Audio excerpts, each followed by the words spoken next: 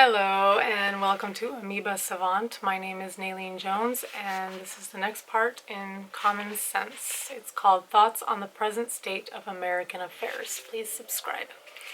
In the following pages I offer nothing more than simple facts, plain arguments and common sense, and have no other preliminaries to settle with the reader than that he will divest himself of prejudice and prepossession and suffer his reason and his feelings to determine for themselves, that he will put on, or rather that he will not put off, the true character of a man, and generously enlarge his views beyond the present day.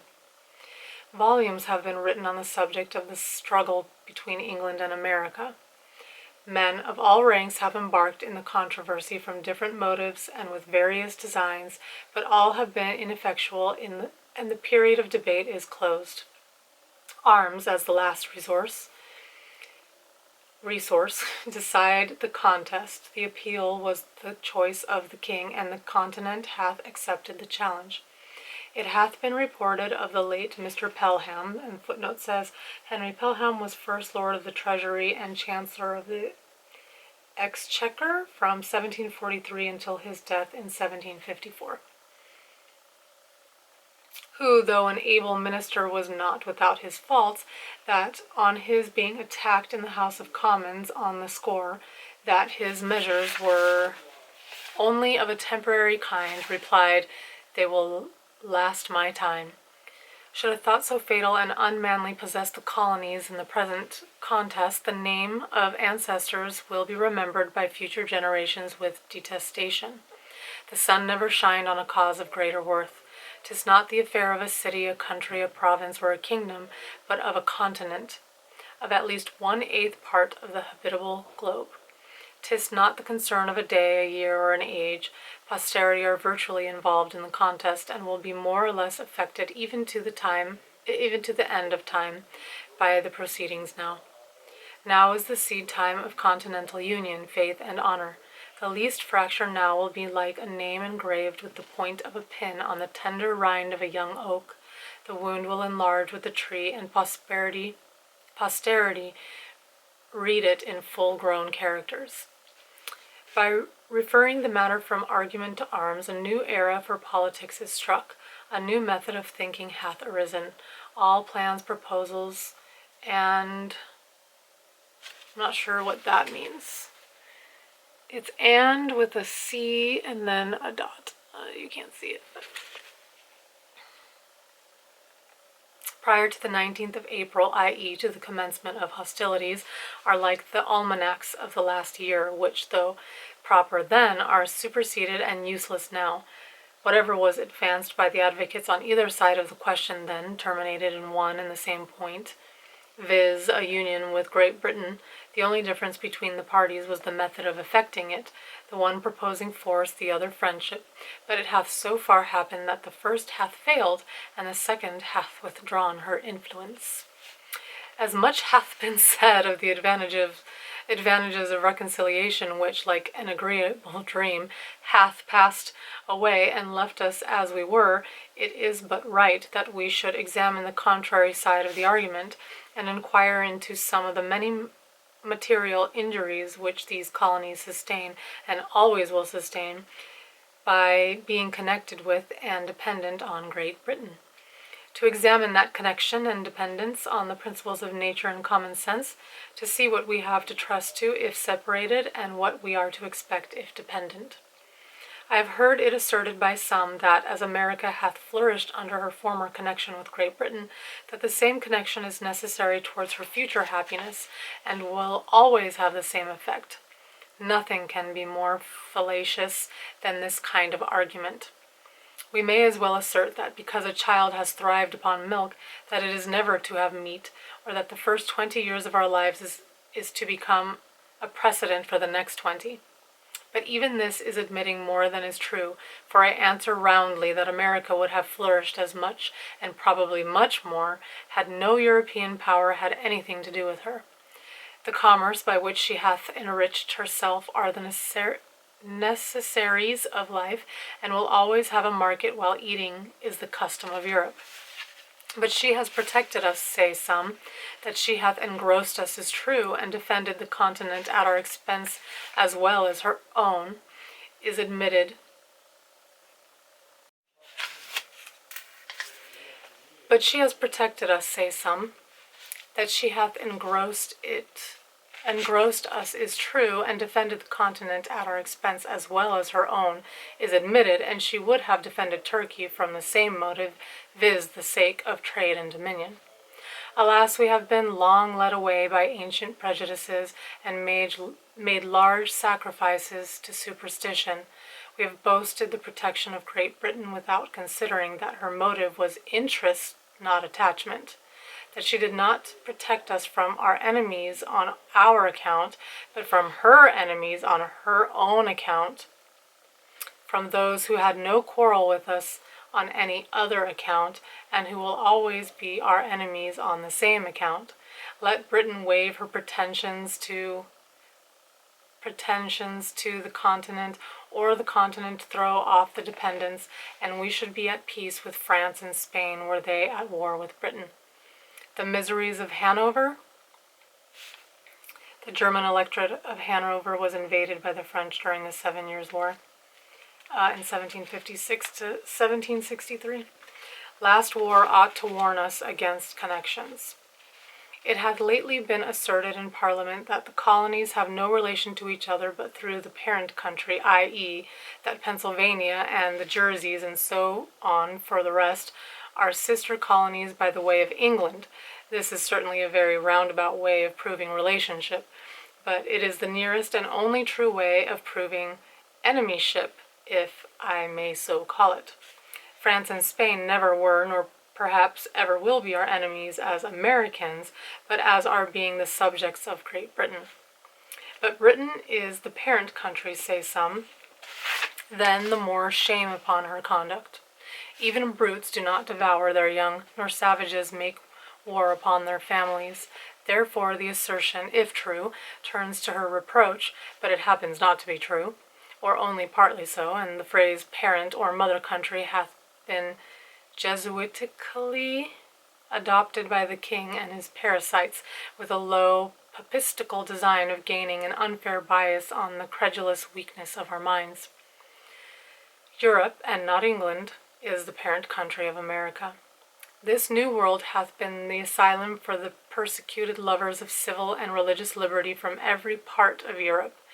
Hither have they fled, not from the tender embraces of the mother, but from the cruelty of the monster, and it is so far true of England, that the same tyranny which drove the first emigrants from home pursues their descendants still.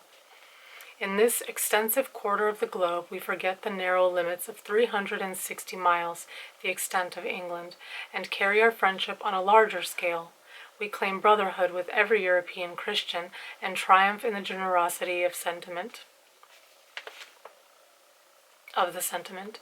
It is pleasant to observe by what regular gradations we surmount the force of local prejudice as we enlarge our acquaintance with the world.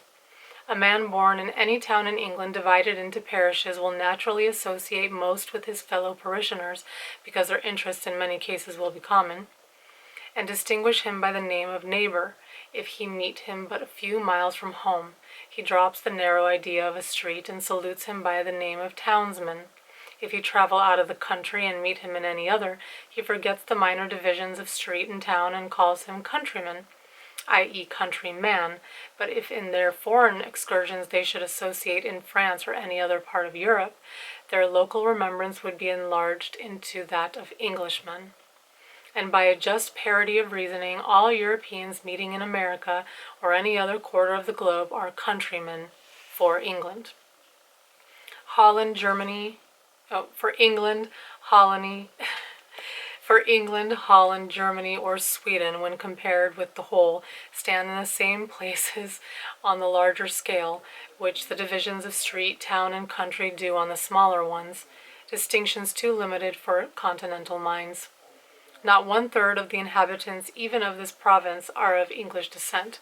Wherefore I reprobate the phrase of parent or mother country applied to England only, as being false, selfish, narrow, and ungenerous. But admitting that we are all of English descent, what does it amount to? Nothing. Britain, being now an open enemy, extinguishes every other name and title, and to say that reconciliation is our duty is truly farcical. The first king of England of the present line, William the Conqueror, was a Frenchman, and half the peers of England are descendants from the same country, wherefore, by the same method of reasoning, England ought to be governed by France. Much hath been said of the united strength of Britain and the colonies, that in conjunction they might bid defiance to the world, but this is mere presumption. The fate of war is uncertain. Neither do the expressions mean anything, for this continent would never suffer itself to be drained of inhabitants to support the British arms in either Asia, Africa, or Europe. Besides, what have we to do with setting the world at defiance? Our plan is commerce, and that, well attended to, will secure us the peace and friendship of all Europe, because it is the interest of all Europe to have America a free port. Her trade will always be a protection, and her barrenness of gold and silver secure her from invaders. I challenge the warmest advocate for reconciliation to shew a single advantage that this continent can reap by being connected with Great Britain. I repeat the challenge, not a single advantage is derived. Our corn will fetch its price in any market in Europe, and our imported goods must be paid for by them where we will. But the injuries and disadvantages we sustain by the connection are without number, and our duty to mankind at large, as well as to ourselves, instruct us to renounce the alliance, because any submission to or dependence on Great Britain tends directly to involve this continent in European wars and quarrels, and sets us at variance with nations who would otherwise seek our friendship, and against whom we have neither anger nor complaint. As Europe is our market for trade, we ought to form no partial connection with any part of it. It is the true interest of America to steer clear of European contentions, which she never can do, while by her dependence on Britain, she has made the make-weight in the scale of British politics. Europe is too thickly planted with kingdoms to be long at peace, and whenever a war breaks out between England and any foreign power, the trade of Americans goes to ruin because of her connection with Britain. The next war may not turn out like the last, and should it not, the advocates for reconciliation now will be wishing for separation then, because neutrality in this case would be a safer convoy than a man of war.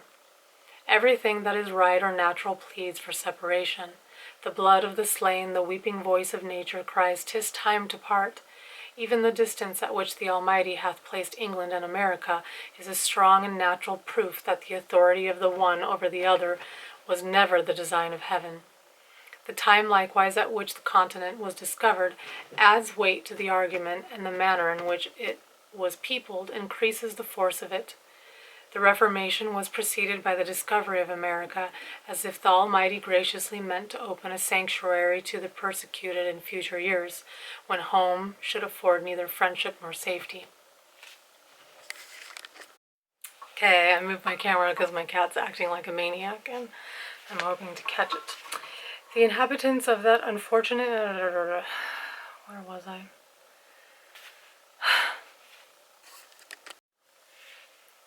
And a certain set of moderate men who think better of the European world than it deserves, and this last class, by an ill-judged deliberation, will be the cause of more calamities to this continent than all the other three. It is the good fortune of many to live distant from the scene of sorrow.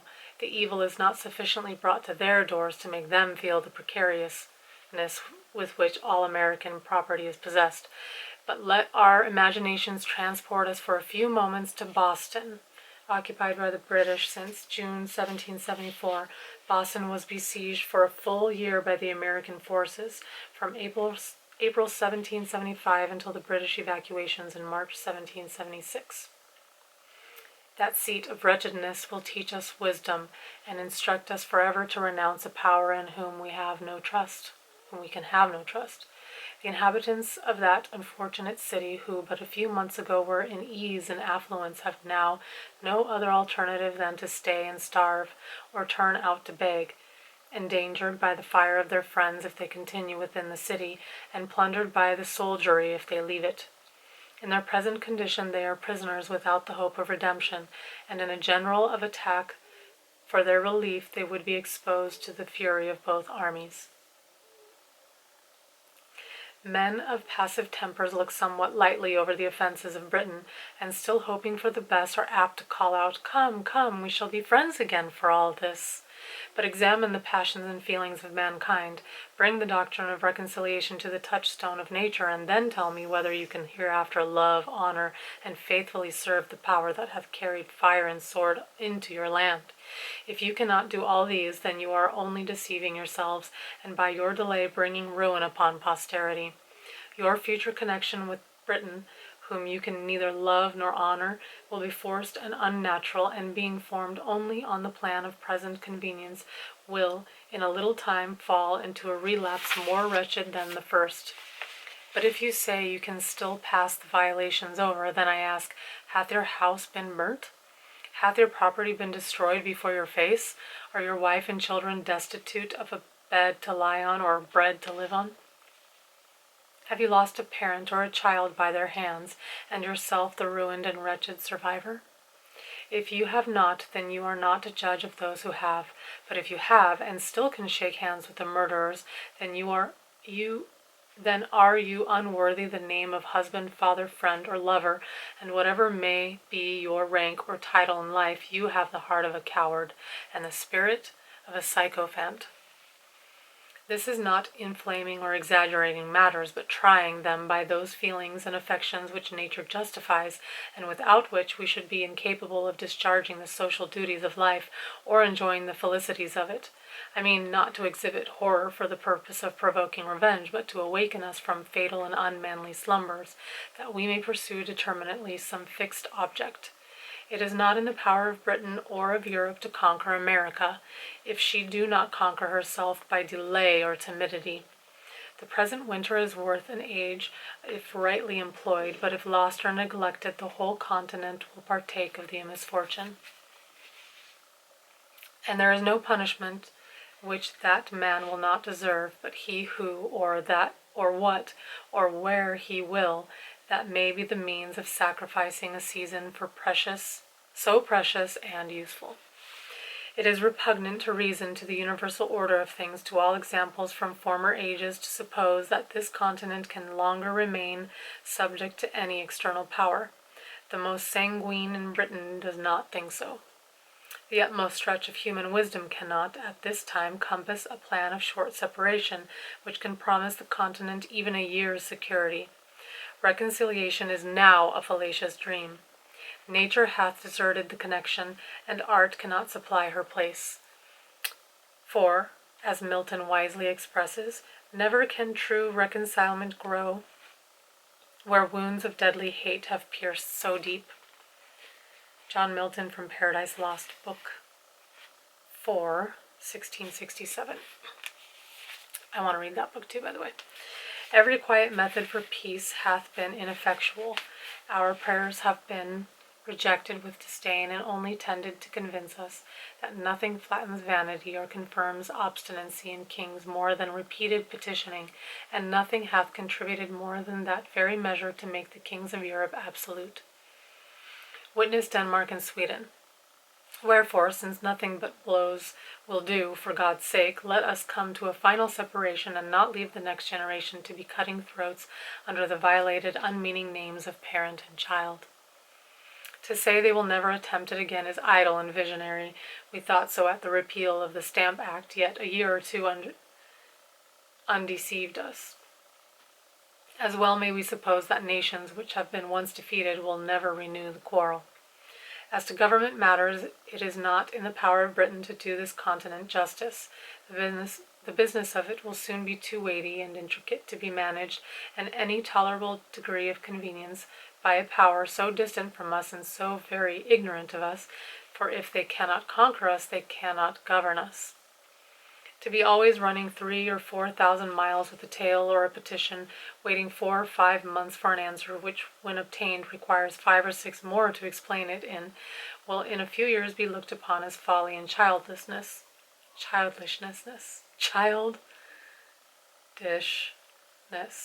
Thank you very much. There was a time when it was proper, and there is a proper time for it to cease. Small islands not capable of protecting themselves, are the proper objects for kingdoms to take under their care, but there is something very absurd in supposing a continent to be perpetually governed by an island. In no instance hath nature made this satellite larger than its primary planet, and as England and America with respect to each other reverses the common order of nature, it is evident they belong to different systems, England to Europe, America to itself. I am not induced by motives of pride, party, or resentment to espouse the doctrine of separation and independence.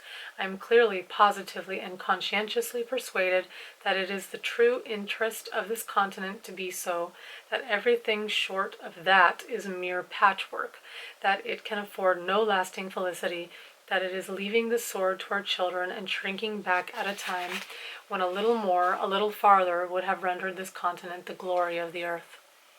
As Britain hath not manifested the least inclination towards a compromise, we may be assured that no terms can be obtained worthy the acceptance of the continent, or any ways equal to the expense of blood and treasure we have been already put to.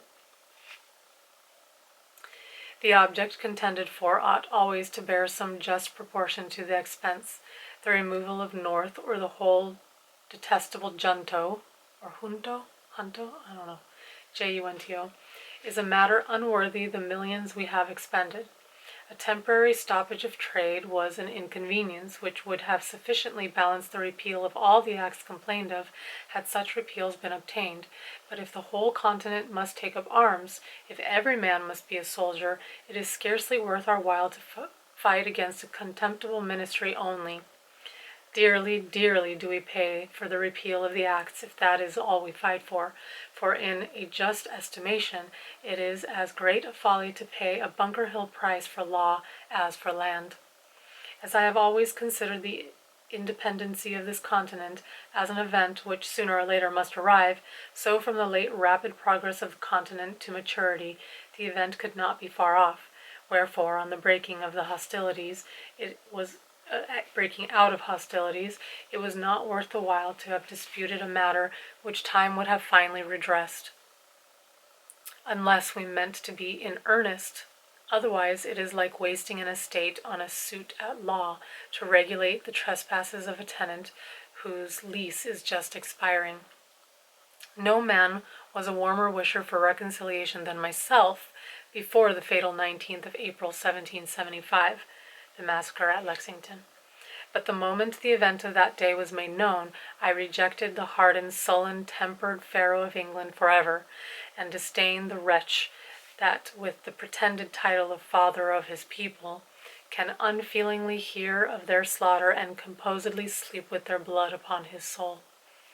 But admitting that matters were now made up, what would be the event? I answer, the ruin of the continent, and that for several reasons. First, the powers of governing still remaining in the hands of the king, he will have a negative over the whole legislation of his continent, and as he hath shown himself such an inveterate enemy to liberty, and discovered such a thirst for arbitrary power, is he or is he not a proper man to say to the colonies, you shall make no laws but what I please?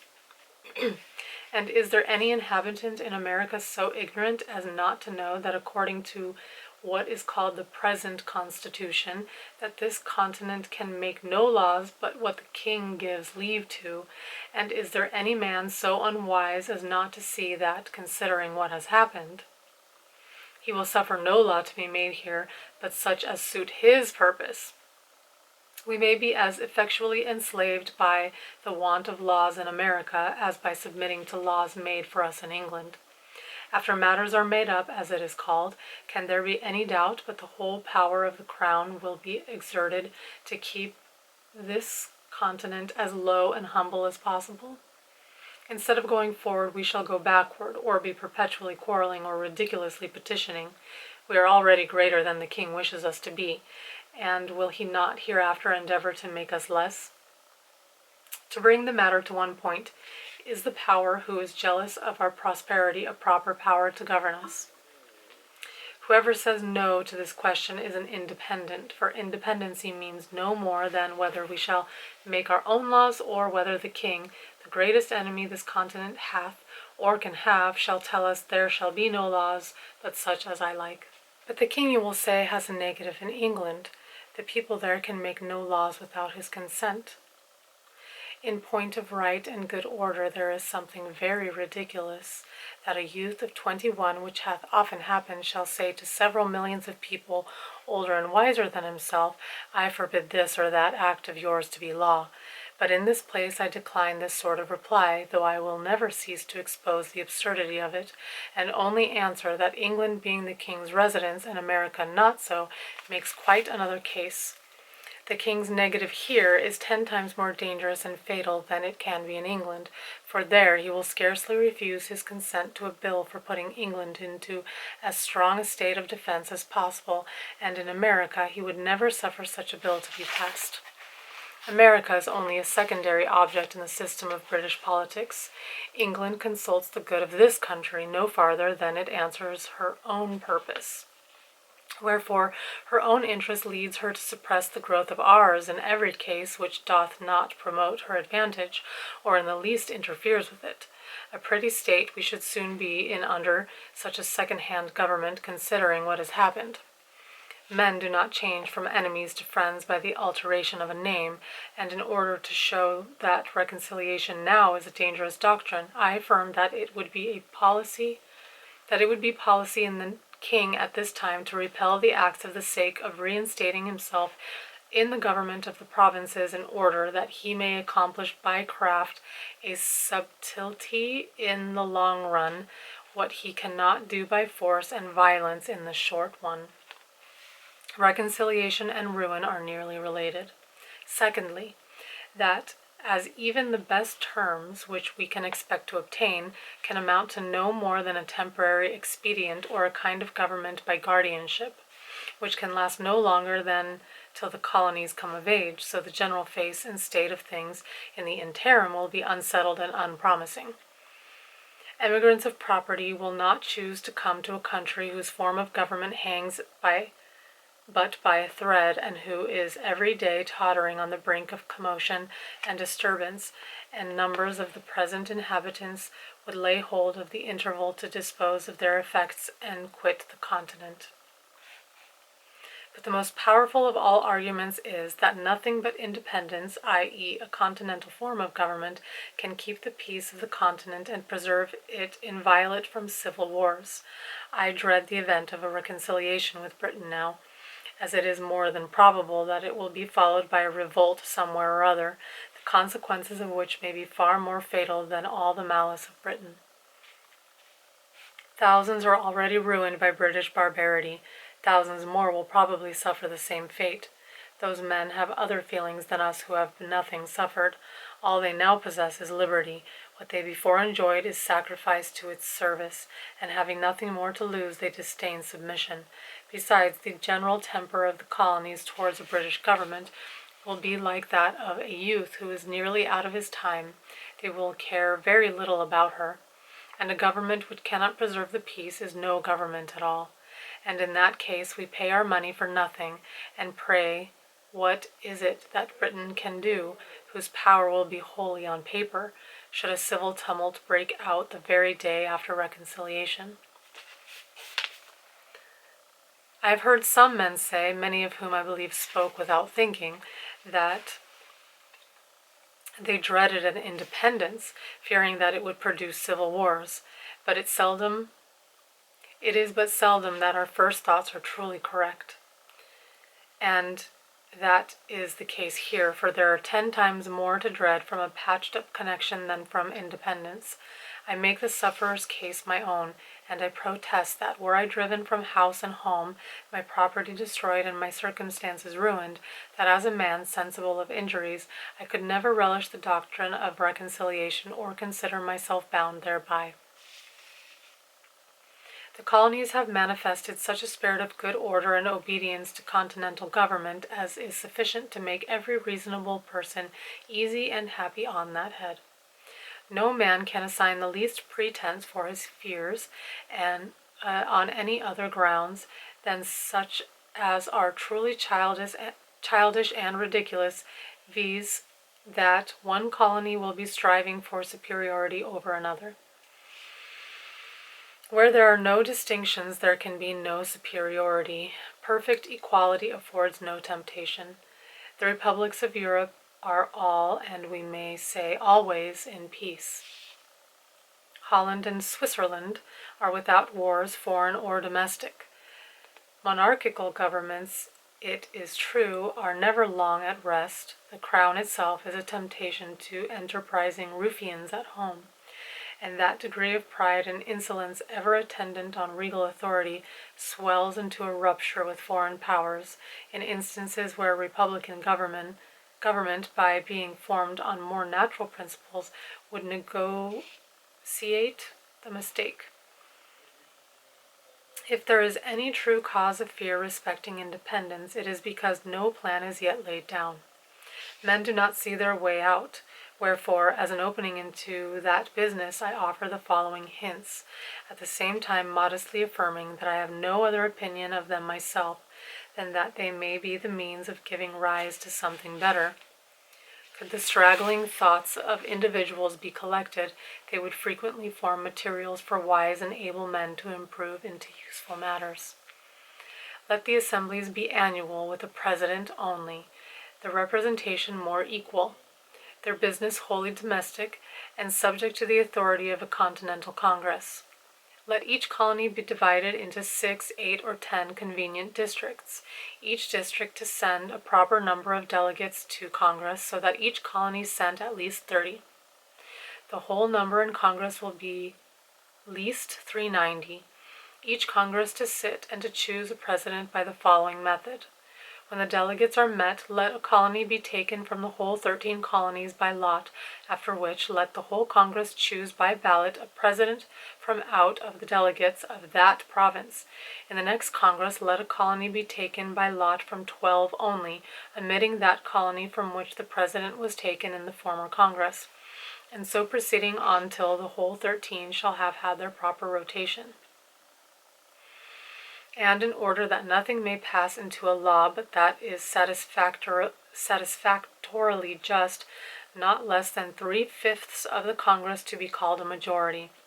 He that will promote discord under a government so equally formed as this would have joined Lucifer in his revolt. But as there is a peculiar delicacy from whom or in what manner this business must first arise, and as it seems most agreeable and consistent that it should come from some intermediate body between the governed and the governors, that is, between the Congress and the people, let a continental conference be held in the following manner and for the following purpose. A committee of 26 members of Congress, viz., 2 for each colony, 2 members from each house of assembly or provincial convention, and 5 representatives of the people at large, to be chosen in the capital city or town of each province for and in behalf of the whole province, by as many qualified voters as shall think proper to attend from all parts of the province for that purpose, or, if more convenient, the representatives may be chosen in 2 or 3 of the most populous parts thereof. In this conference, thus assembled, will be united the 2 grand principles of business, knowledge and power. The members of Congress, assemblies, or conventions, by having had experience in national concerns, will be able and useful counselors, and the whole, being empowered by the people, will have a truly legal authority. Empowered is spelled with an I instead of an E. The conferring members being met, let their business be to frame a Continental Charter, or Charter of the United Colonies, answering to what is called the Magna Charta of England, fixing the number and manner of choosing members of Congress, members of Assembly with their date of sitting, and drawing the line of business and jurisdiction between them, always remembering that our strength is continental, not provincial.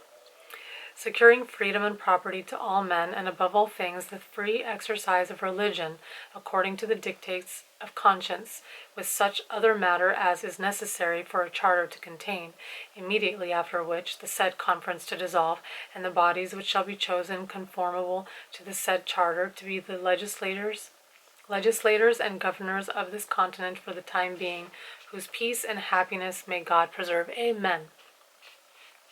Should any body of men be hereafter delegated for this or some similar purpose, I offer them the following extracts from that wise observer of on governments, Dragonetti. The science, says he, of the politician consists in fixing the true point of happiness and freedom. Those men would deserve the gratitude of ages, who should discover a mode of government that contained the greatest sum of individual happiness with the least national expense. Dragonetti on Virtue and Rewards. Jacinto Dragonetti, 1738 to 1818, Trattorio delle Virtù et dei Primi, 1765. I'm pretending I know how to do an Italian accent. But where, says some, is the King of America? I'll tell you, friend. He reigns above, and doth not make havoc of mankind like the royal brute of England, or of Britain. Yet that we may not appear to be defective even in earthly honors, let a day be solemnly set apart for proclaiming the charter. Let it be brought forth, placed on the divine law, the word of God. Let a crown be placed thereon, by which the world may know that so far as we approve of monarchy, that in America the law is king. For, as in absolute governments the king is law, so in free countries the law ought to be king, and there ought to be no other. By lest any ill use should afterwards arise, let the crown, at the conclusion of the ceremony, be demolished, and scattered among the people whose right it is. A government of our own is our natural right, and when a man seriously reflects on the precariousness of human affairs, he will become convinced that it is infinitely wiser and safer to form a constitution of our own in a cool, deliberate manner, while we have it in our power, than to trust such an interesting event to time and chance. If we omit it now, the asterisk says Thomas Anello, otherwise Massanello, a fisherman of Naples who, after spiriting up his countrymen in the public market against the oppression of the Spaniards, to whom the place was then subject, prompted them to revolt, and in the space of a day became king. Massanello may hereafter arise, who, laying hold of popular disquietudes, may collect together the desperate and the discontented, and by assuming to themselves the powers of government, may sweep away the liberties of the continent like a deluge. Should the government of America return again into the hands of Britain, the tottering situation of things will be a temptation for some desperate adventurer to try his fortune, and in such a case, what relief can Britain give? Ere she could hear the news, the fatal business might be done, and ourselves suffering like the wretched Britons under the oppression of the conqueror. Ye that oppose independence now, ye know not what ye do. Ye are opening a door to eternal tyranny by keeping vacant the seat of government. There are thousands and tens of thousands who would think it glorious to expel from the continent that barbarous and hellish power which hath stirred up the Indians and others to destroy us. In 1775, Lord Dunmore, Royal Governor of Virginia, attempted to reinforce British forces with Indians from the Northwest, and with plantation slaves promised their freedom in exchange for service. The cruelty hath a double guilt. It is dealing brutally by us and treacherously by them. To talk of friendship with those in whom our reason forbids us to have faith, and our affections, wounded through 1,000 pores, instruct us to detest, is madness and folly. Every day wears out the little remains of kindred between us and them, and can there be any reason to hope that as the relationship expires the affection will increase, or that we shall agree better when we have 10 times more and greater concerns to quarrel over than ever? Ye that tell us of harmony and reconciliation, can ye restore to us the time that is past? Can ye give to prostitution its former innocence? Neither can ye reconcile Britain and America. The last cord now is broken. The people of England are presenting addresses against us. There are injuries which nature cannot forgive. She would cease to be nature if she did. As well can the lover forgive the ravisher of his mistress as the continent forgive the murderers of Britain. The Almighty hath implanted in us these unextinguishable feelings for good and wise purposes. They are the guardians of his image in our hearts. They distinguish us from the herd of common animals. The social compact would dissolve and justice be extirpated from the earth, or have only a casual existence were we callous to the touches of affection. The robber and the murderer would often escape unpunished. Did not the injuries which our tempers sustain provoke us into justice? O ye that love mankind, ye that dare oppose not only the tyranny but the tyrant, stand forth. Every spot of the old world is overrun with oppression. Freedom hath been hunted round the globe. Asia and Africa have long expelled her. Europe regards her like a stranger, and England hath given her warning to depart. O receive the fugitive and prepare in time an asylum for mankind. And that was the end of that part. Please subscribe, and I'll see you in the next video where I read the next part, which is of the present ability of America with some miscellaneous reflections. Thank you, and we'll see you in the next video.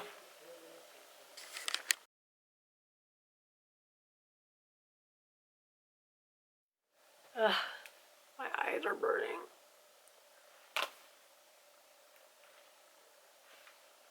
And my throat hurts.